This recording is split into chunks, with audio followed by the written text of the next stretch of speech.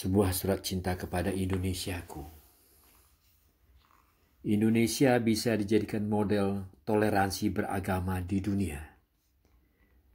Demikian tulis Greg Sheridan sebelum peristiwa 11 September 2001 yang menjungkirbalikkan pola politik dunia, disebabkan oleh karena doktrin Bush yang berbunyi "You are with us or against us." Dunia menjadi hitam putih, padahal ada warna abu-abu di antaranya. Kalau dulu di tahun 1965-an orang takut dituduh PKI, tapi setelah 11 September orang takut dituduh teroris. Bicara lewat telepon pun orang harus hati-hati karena dengan mengucap kata teroris atau Osama bin Laden, grafik suara akan naik dan nomor telepon Anda bisa dilacak yang berwenang. Orang serba takut, tidak hanya takut kepada penguasa, tapi juga takut sesama orang yang tak dikenal. Jadi kalau Anda ke suatu kelompok yang baru Anda kenal, harus hati-hati. Pernah penulis diingatkan untuk hati-hati kalau ngomong di Indonesia, di suatu tempat, bahkan di tempat pengajian pun, dan di tempat suci lainnya, dan bahkan di masjid pun juga harus hati-hati. Ada apa dengan toleransi beragama di Indonesia?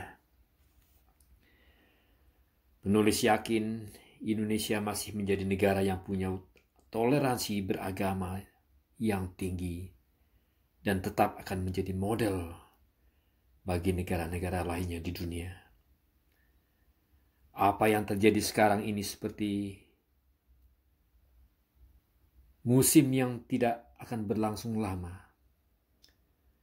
Ada anekdot yang mengatakan pada waktu agama Hindu datang ke Indonesia, orang berbondong-bondong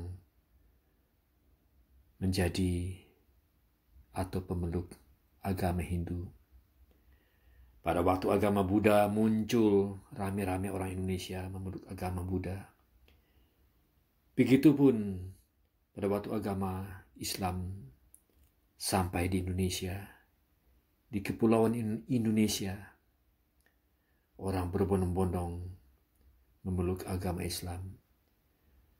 Begitu juga pada waktu agama Kristen masuk ke Indonesia, banyak orang yang memeluk agama Kristen. Begitu tolerannya orang Indonesia terhadap agama. Tapi itu dulu. Bagaimana sekarang?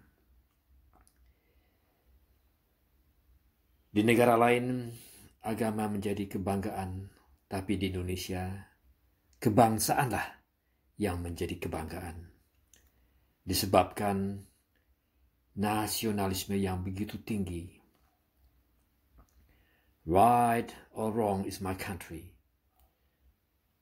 Ternyata masih menjadi panutan bagi mayoritas orang Indonesia. Pernah dikhawatirkan bahwa rasa nasionalisme semakin hilang di generasi muda Indonesia. Ternyata kekhawatiran tersebut tidak punya dasar.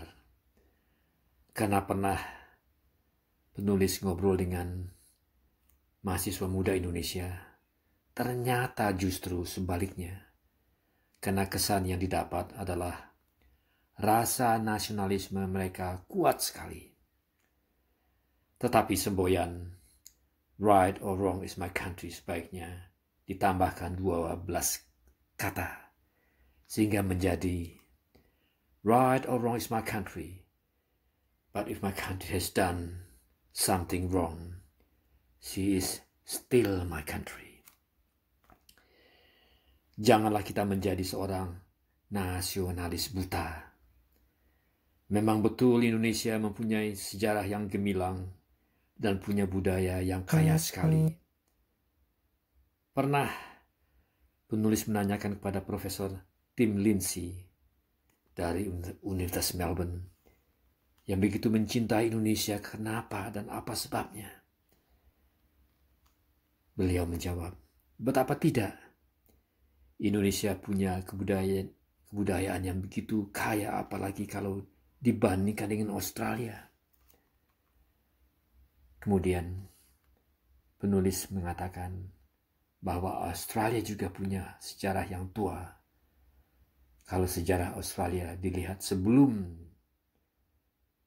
white settlements, di mana sejarah aborigin termasuk di dalamnya. Mungkin tidak sekaya Indonesia dalam bahasa, di mana Indonesia mempunyai lebih dari 100 bahasa dan ratusan dialek. Penyanyi Filipina Mary Beth yang terkenal dengan lagu Denpasar Moon begitu cintanya dengan Indonesia, yang sekarang katanya hidup di satu kota kecil di Jawa Barat.